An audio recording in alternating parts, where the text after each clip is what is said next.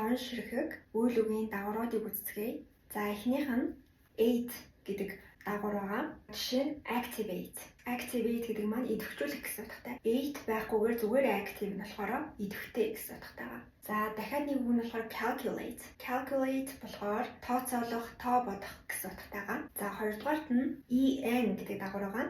За эхнийг нь болохоор shorten. Shorten гэдэг нь болохоор богиносгох гэсэн утгатай байгаа. За sweeten гэдэг үг байна.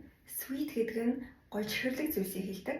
Sweeten гэдэг нь болохоор чихэрлэг болгох гэсэн утгатай.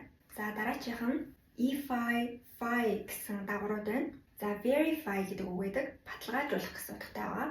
За justify гэдэг нь болохоор зөвтгөх гэсэн утгатай байгаа. За дөрөвдүгээр дагавар нь болохоор eyes. Адилхан дуудлагатай S, Z-гээр бичиж болно. Ерөнхийдөө S нь болохоор British English, Z нь болохоор American English байгаа. За exercise дасгал хийх, apologize уушлал гуйх гэсэн үгнүүд байна. За сүүлийн дагавар маань ish. Жишээ үг нь болохоор finish дуусгах, accomplish гэдэг нь болохоор бүтээх, гүйцэтгэх гэсэн утгатай ийм үгнүүд байна.